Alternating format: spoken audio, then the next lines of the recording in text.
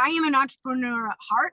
Like I'm a serial entrepreneur actually, and I have lots of passions, but one of them is helping others and connecting other people. And so I think that this is a great opportunity for me to share my story and where I've come, and that challenges happen and changes happen. And if I can help the next entrepreneur or the next business owner, connect with something and something that I say resonates with them, then I've done my job. Then I've fulfilled part of my purpose. So I'm excited to be able to do that.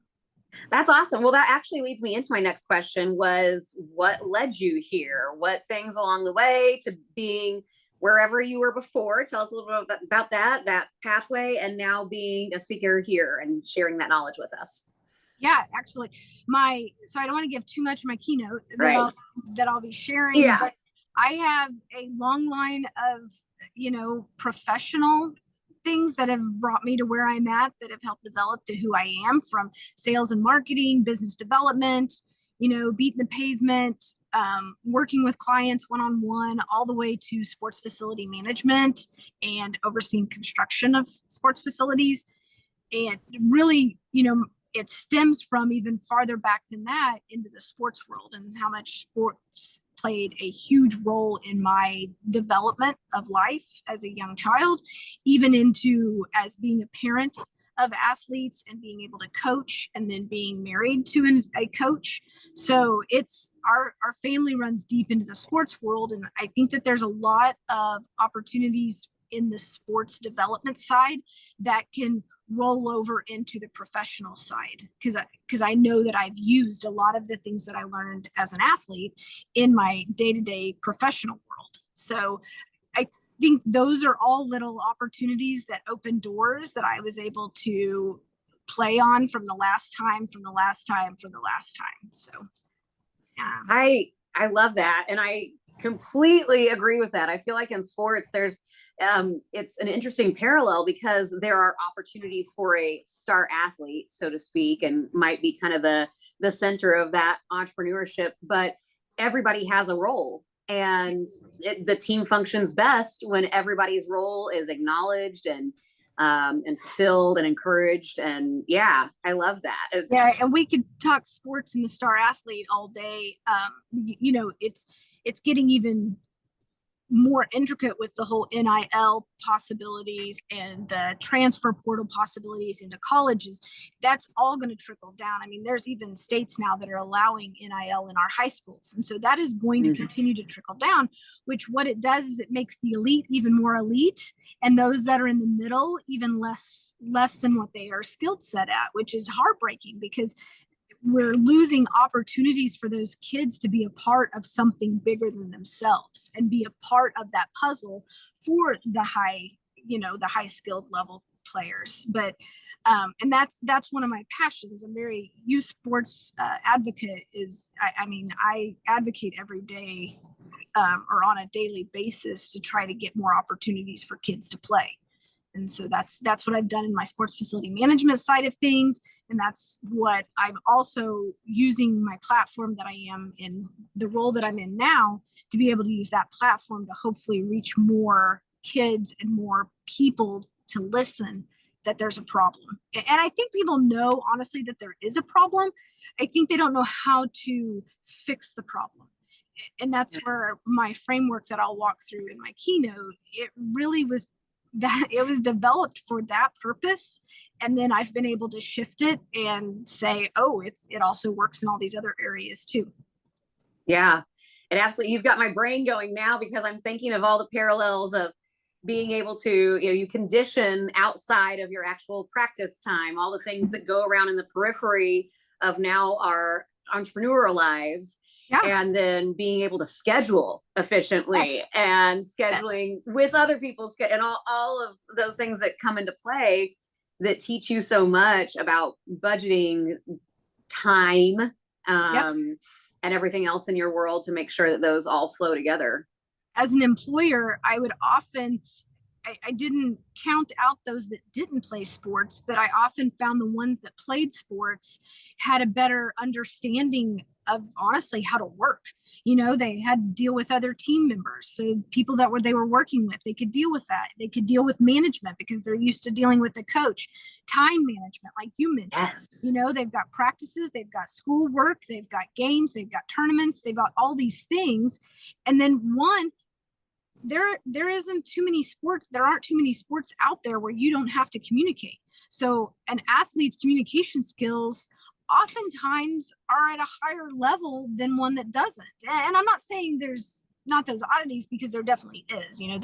There's great kids out there that communicate and can pose themselves in a great atmosphere and a great light without playing sports. But those things seem to help drive all those factors to be a great employee. Yeah.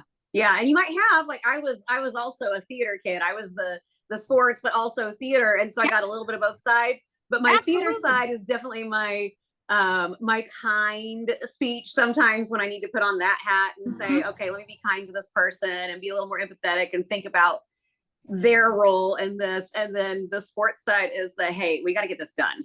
So, right. And I think from your theater side, it's those art minds, they're able to think a little bit differently. So it definitely adds a new dimension from the sport. So it's good that you got both of those. I'm sure that they definitely help you in life. Yeah, you've got me thinking about all that now. So a question for you personally, and this can be on, the professional side, a more novel, whatever. What kind of books have influenced you? Is there a particular book that has more than others?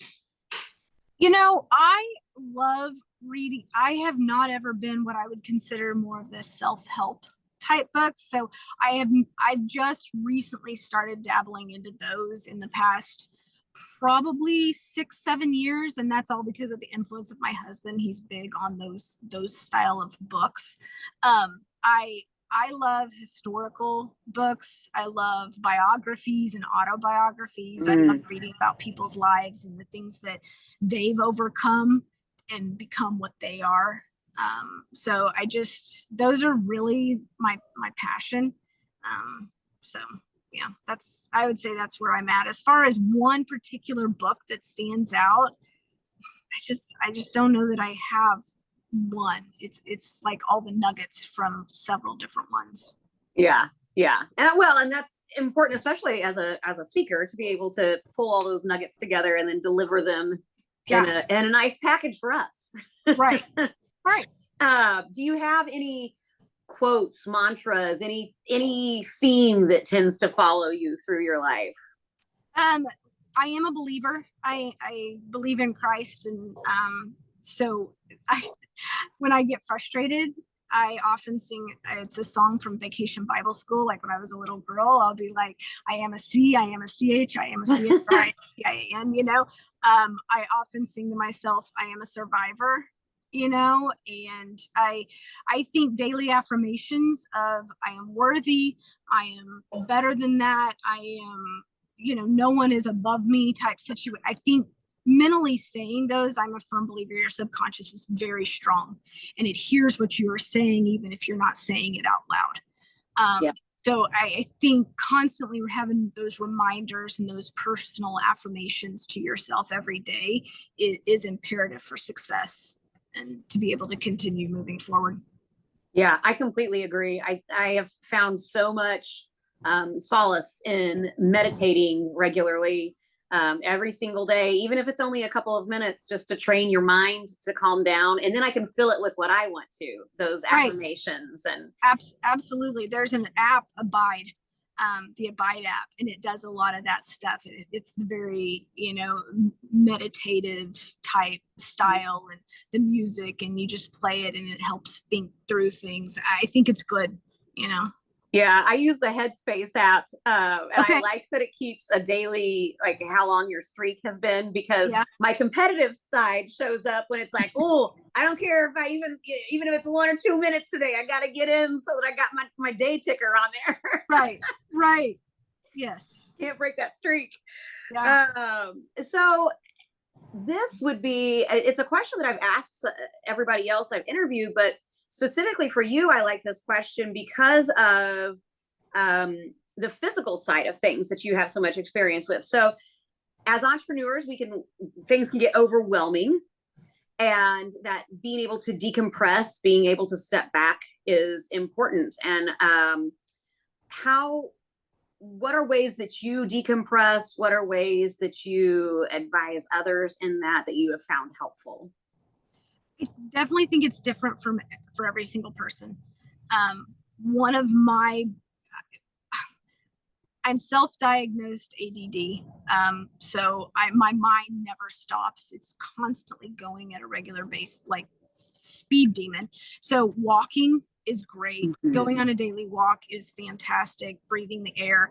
And I don't listen to anything. Sometimes I'll listen to something, but it's very rare that I listen to a podcast or anything. I honestly just find myself lost in my own thoughts and just let that go. And then lately I've been doing some of those LinkedIn games, like the mind games that are on LinkedIn, because I find that that's all I'm thinking about at the moment. And it honestly just gives my mind a reset to shut down. Like, okay. And then when I'm done, it's like I'm almost refreshed, like almost like I restarted, Yeah. I unplugged and plugged back in. So I'm a little fresher and ready to go. So those are two things where I find some escape from my brain, or escape from all the noise as much as the noise.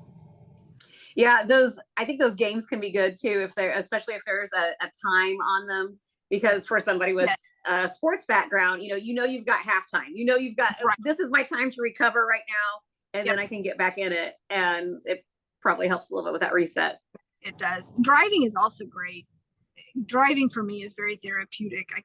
I'll drive all over the city without even having my radio on, because I'm just getting my good thoughts come when I'm driving, which is, I don't know if that's any worse than Facebooking at the same time or not, I gotta get lost in my thoughts. Just turn your voice recorder on while you're driving, so that if something you can just start saying it out loud. Yes, that is right. That is a great tip. I should use that. Yeah, I use Siri a lot for that. I'll just tell her to start recording something or make a note of, because otherwise, if I'm in the middle of something in the kitchen and I realize I need something from the store, by the time I walk to my phone to make a note, it's gone. Same. So yeah, so I've just got to yell at her, hey, add this to the grocery list. Yeah. Then I get in there and I'm like, what did I come here for? Or you open it and you've got an email. And it's like, did you get into the email? And then you're like, you put your phone down. Then you're like, wait a minute, I went to my phone for something. What did I go to my phone for? And yes. Yeah. Back to back. Was oh, yes. Absolutely. Yeah. I appreciate that. So what are you most excited about with this conference? So I've really just started speaking, honestly. So I too was in drama in high school. And so I've never been afraid to get up in front of people. I'm excited to be able to hopefully connect with some of the area entrepreneurs and business leaders that are coming in, to see if I can help them in their space, and that if hopefully something resonates that I say, and give me more fuel to continue reaching more people. So I think that's what I'm most excited about, is the opportunity to be able to do that. Yeah. I like that. I appreciate anytime somebody uses something so relatable to what they're speaking about, because even if you didn't play sports, everybody participates in some way. If you were in marching band, if you were just an observer, if whatever it is, we at least understand terminology. Right. We understand the effort and scoring and all of the things that go along with that. So I love it when there is that chance for a speaking presentation, when I know that we're going to relate to it. So yeah, I love that. Lastly, if you were able to just invite people from your own perspective and give them a little tidbit, what they're going to hear from you, why they should come, I'd love to just give you a few moments to do that. In life, every single one of us goes through changes. Some of them are planned, some of them are not planned. And oftentimes we become paralyzed to move forward. So that change almost halts us in our life wherever we're at. And, you know, whether it's a high school kid not being able to cope over not making the team, or their boyfriend or girlfriend breaking up with them, all the way to as we get older and losing a job or a job change or a divorce. You know, we all have things that impact our lives. Some of them are major, some of them are just, you know, little bitty and just make a ripple, but they're all important. And so I think being able to navigate what that looks like and how to get out of that cycle, and how to be able to look for the future and look forward and say, okay, I'm ready to pivot forward. What do I need to do to make that happen? I'm going to give you the tips that will hopefully help you out of that. I love that. That's great. I'm very much looking forward Thank to you. seeing you, to hearing you, to meeting you in person. This is going to be great. So thank you so much for spending some time with me today. Is there anything else that... I think I'm good. Okay. I'm great. Thank you so much, Tiffany. Lovely. Yeah, thank you, Stacie. I'll see you in a little over a week here. All right, awesome. All right. Bye.